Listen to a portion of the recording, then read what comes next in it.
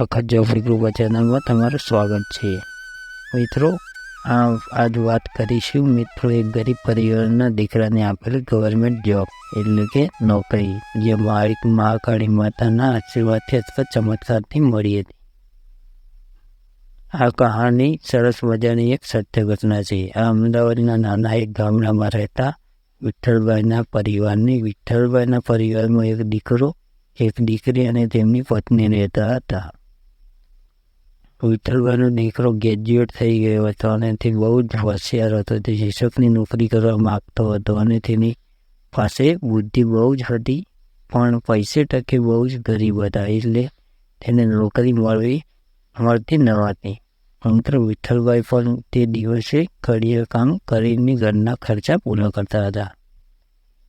તેમના ઘરે પણ મહાકાળીની પૂજા થતી હતી। રોજ સવારે મહાકાળી માતાની સેવા પૂજા કરતા હતા। એ વખતની વાત છે મિત્રો। આ વિઠ્ઠલભાઈનો દીકરો કૌશિક શિક્ષકની નોકરી માટે જાય છે, પણ બંને એવું છે કે એને પૈસા ભરે તો જ નોકરી મળે તેવી પરિસ્થિતિ ઊભી થાય છે, તો તે નિરાશ થઈને ઘરે આવી જાય છે।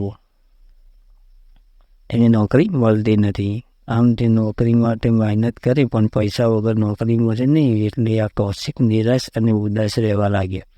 વિઠ્ઠલભાઈ કહે છે કે દીકરા કેમ તો ઉદાસ થઈ ગયો? તો કૌશિક કહે છે કે પપ્પા, નોકરી માટે મારે 1.5 લાખ રૂપિયાની જરૂર છે, પણ તે પૈસા આપણા જોડે છે નહીં અને આપણી જોડે એવી કોઈ ઓળખાણ પણ નથી કે હું વગર પૈસે નોકરી કરી શકું। તો પછી તો આ વિઠ્ઠલભાઈના આંખમાંથી આંસુ આવી ગયા અને કહે છે હવે તો આપણી ઘરે બેઠેલી આપણી ગરડીઓની માતા મહાકાળી માતા જે કરે તે ખરું। પછી મિત્રો આ વિઠ્ઠલભાઈ અને તેમનો દીકરો કૌશિક આ મહાકાળી માતાના આગળ નમી પડે છે અને રડતો કહે છે, માં તું જ કંઈક રસ્તો બતાવ।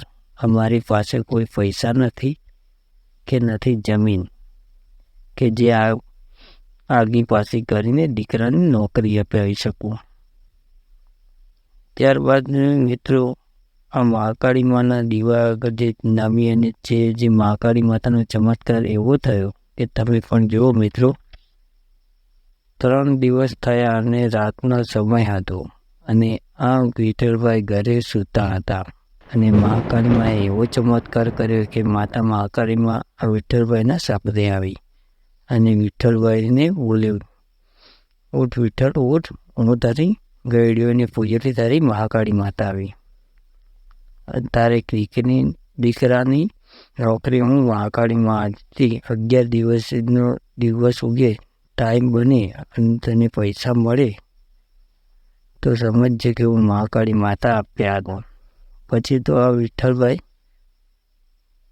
રાજી થઈ ગયા અને 11 દિવસ પસાર થાય એની વાટ જોવા લાગ્યા અને 5 દિવસ થયા, 6 દિવસ થયા, આમ સમય ગયો અને 7મા દિવસે જ્યારે વિઠ્ઠલભાઈ એકવાર બજારમાં જતા હતા અને તે 2 ચોરો દોડીને આ વિઠ્ઠલભાઈને એક બેગ આપીને ભાગી ગયા।